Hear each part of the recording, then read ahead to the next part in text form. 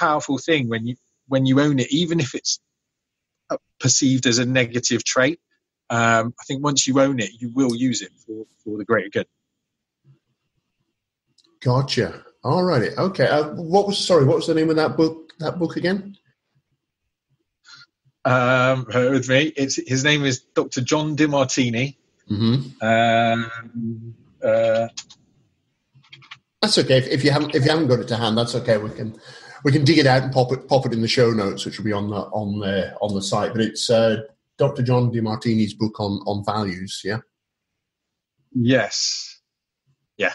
Brilliant. Alrighty. And wonderful man, actually. He's probably one of the most intelligent men alive at the minute, I think. Fascinating guy. Lots of stuff. Brilliant. Fantastic. And so you went through his book, figured out what your top values were, and once you started, I guess, accepting and admitting that yes, these are my values, and start owning them and living to them. That's when life really starts to take a turn for the better. Sorry, absolutely. Well, so if we bring it back to masculinity and confidence. Yeah. I think so. Every day we're faced with thousands of decisions, and quite a lot of us put off making decisions or being decisive. And again, I think that is fairly critical to masculinity, being decisive. And it's certainly critical to confidence, is knowing where you stand in any given situation that gives you different options. And so once you understand your core values, once you've created a vision of where you want to be, that makes decision making a whole lot easier, right? When you're faced with quandaries and questions and decision making, big ones and little ones, once you're fully in tune with your values, you're like, is that taking me towards them? Is it in line with them? Yes or no? If it's not, it makes the decision a lot easier to make. So yes, it absolutely changed my life, and I believe it will change everybody else's who does it and gets in tune with it for the better. Makes a lot of sense. And I love the way you say that. It kind of makes decision making easier, because once you know what your values are, you decide, this decision I'm making, how does that align with my values? If it does, go for it. If it doesn't, drop it and move on to the next thing. You walk away. Yeah, absolutely. Yeah. Brilliant. Now, I know we're talking about modern man, and we're talking about confidence. So I guess a big question, from what you've seen working with men, working with them in the group that you've got, and from the talks that you've been doing, what do you see as the biggest confidence issues that modern man tends to face? Now, I appreciate different people will have different ones, but are there any kind of common themes there? Yep. There are, and that's it's on my logo for the modern man. There are three sort of core areas that men need to have. I want to use the word control. I'm going to use the word control. So you have to feel in control of the three main areas of your life, and it tends to be that a lot of guys are really good in one area and are lacking in one or both of the others, and that's your health, your wealth and your financial situation, and your relationships. Those three are absolutely critical core areas of life for a man, probably for women as well. Obviously, my thought processes are kind of focused at the moment. So health is a big issue. So and that translates into all sorts of stuff, into the way that you dress, into the way that you perceive other people's perception of you to be, whether you feel weak, whether you feel strong, whether you feel fit and able. Your health has a huge impact on your confidence across various different things. And I think being healthy and fit and strong is critical to that. Finance, I'm sure our generation of we have no idea how to manage money as a generation. The previous generation are looking and just shaking their heads. They don't understand. And now we do have to own it. We do have to take responsibility for it. But again, society changed so quickly. I mean, I got into debt at 18. I was at 18 and they sent me a credit card just before Christmas. Barclaycard sent me a credit card. And I was off to visit my father in Jamaica, and I was stopping off in Miami to visit my brother. With bloody 1,800 quid on a credit card. Like, no, I didn't. There wasn't that conversation. It was just like, here's some free money. You just pay it back to us. You know, as long as you make the minimum payment of £5 a month, it's fine. And that was it. I took an empty suitcase and off I went to Miami and blew the lot. And I haven't been out of debt since. And so I'm not, that is not an unusual case. You know, it's just so easy to get into debt. And then at that point, once you get into debt, you owe money, right? You owe more than you're bringing in. You're not in control. You're not in control of your finances. Somebody else is, because they can call it in like that. They can send someone to knock on the door. They can take away your car. They can take away your house. They can tell you what to do. They can, if it's the government, they can reach their hand into your wage packet and take your money.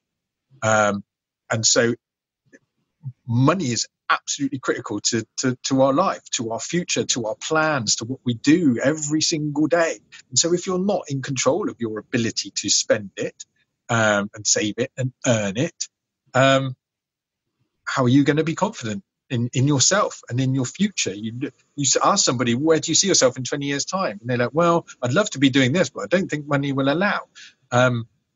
You know, how can you be confident? You can't. It's not true confidence. Is knowing where you are and absolutely knowing that you're going to get there. And if you don't, it's down to what you chose, not because something else is coming along. So controlling your income and controlling your expenditure, huge things. And finally, the sort of relationships doesn't just mean boyfriends or girlfriends. It's as a father, as a son, as a brother or a sister. You know, obviously your interactions with other people, friendships, really, really important. They've changed vastly recently. You know, like me and you have never met. Like, we've known each other for ages. It feels like, you know, and through Facebook. Wow. And you know, you've got these new types of friendships. Where do we all fit with that? How in control are we of that? You know, but yeah, interesting stuff. Yeah, interesting stuff indeed. Interesting stuff. I love that. So, for you, the three critical cores for confidence and three critical areas in which we need to be in control, and you can't be in control unless you have confidence. Are health, wealth, and relationships, and you've kind of covered why they're so critical. Taking each one in turn, maybe if we can spend a few minutes on sort of each one, looking at the sorts of things we can do to start to build up confidence. So taking health first, because I guess if you haven't got your health, then you haven't got anything really. Yeah. How can you go about? So they are in that order. Yeah. They do come in that order, and I run a sort of a program. People can choose to do them individually because, like I said, you'll find some people that are really good with money, and so they don't feel they need to engage in the program, so they'll want to do the other stuff. But like health is first. So if you do it in that order, once you become healthy within yourself, you will gain confidence, because that's a really easy way to start feeling more in control. Lots of people don't feel in control of what they eat. They don't feel in control of the amount of exercise that they do. They feel like society and advertising and everything else like that is against them, which it is. And so once you start feeling strong, once you start feeling healthy, once you start feeling fit, once you start looking better, your confidence will grow, and you can use that and roll it into other things. So listen, I start my guys on very simple stuff depending on their fitness levels at the time. We either start literally, spend a few weeks just drinking more water. One of the mistakes that people make that destroys their confidence when they try to make themselves healthier is they take on too many things. So I hear it time and time again. I'm a qualified personal trainer now. And one of the things that I've heard in my years in the gym is like, okay, I'm gonna give up smoking. I'm gonna stop drinking. I'm gonna eat nothing but salad, no more bread, and I'm gonna go to the gym 4 times a week. That's not sustainable. You will fail, and then it will crumble into all of the other things. As soon as you have that fag, you'll go, oh, what's the point? You'll be down the pub, you'll be back out, you'll have a kebab on the way home, and then you'll wake up in the morning going, oh, I failed. I'll start again in next month. And so that will undermine your confidence. So pick one thing and turn it into a habit. Whether it's drinking water, whether it's going for a run, whether it's going for a walk, pick something simple, pick something that doesn't eat up too much time, doesn't require too much effort, and reward yourself and give yourself credit when you hit certain little targets of whatever it is you're going to do, and just go from there. And once it becomes a habit, then incorporate something else. Right. Okay. So with, I guess this applies with all of them, but particularly with health, pick one thing you're going to change. Just the one thing. Yep. Develop that habit. Get it so it's ingrained. So it is a habit rather than something you have to remember to do. And then once you've nailed that, then pick the next one, and so on and so on. Absolutely. Yeah. Because if we're talking about confidence, it's critical to give yourself the best chance of success, because success breeds confidence. When you do it, when you hit your targets, when you achieve your goals, you will become more and more confident. And you'll find that once you do 2 things, now you'll feel confident. Now it can move into something bigger. Now it can be, all right, let's go to the gym 4 or 5 times a week. Let's do that as well as, and you're already doing the other 2 things on top of it. And then you start seeing real big changes, and that just motivates you and moves you forwards, and builds on your confidence. Nice. And I found it interesting that that the first thing that you suggested that people do is simply get into the habit of drinking more water. Why would you say that's the most important one?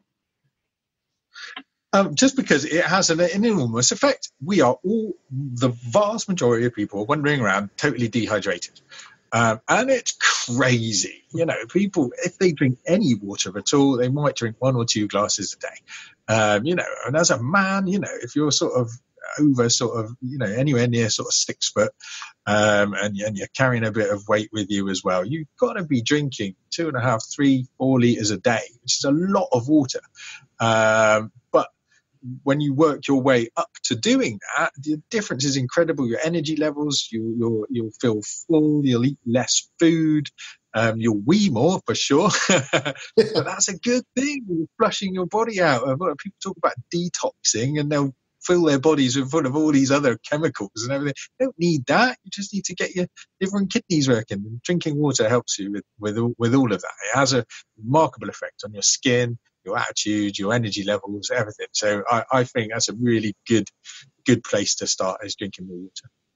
Brilliant. I love that. So simply by drinking more water, or I guess drinking the amount of water we ought to be drinking, as you say, so many of us aren't drinking enough water. But by drinking the amount of water that we should be drinking, the amount our bodies need, already it starts to lift our energy. It's even superficial things like our skin starts to look that little bit better.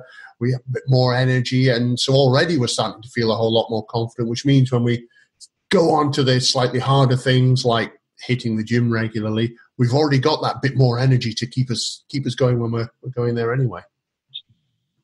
Energy is critical. If you speak to most people about what their problems are and why they're not achieving the things that they want to be doing, they'll just say, I don't have the energy, I'm just tired all the time. You just hear that time and time again. You speak to any nutritionist or anybody that's involved with fitness or personal development, people would just say they're tired. And the simplest solution to that is, maybe you're just dehydrated. And if you hydrate yourself properly over 4, 5, 6 weeks, you will notice the difference. Brilliant. I've noticed that when working with people for changing their eating habits as well. So often we think we're hungry, when in fact, if you just go and have a glass of water, it disappears, because we've kind of got confused between the symptoms of hunger and symptoms of thirst. Yep. And it's so simple, isn't it? It's free. It's readily available. If you live in England, you've got great water. It comes out of the tap and it's free. You do pay a water bill, but there's plenty of places where you can have it for free. It just doesn't take it. It's not difficult to do it. It doesn't cost any money. It doesn't take any time. You don't have to allocate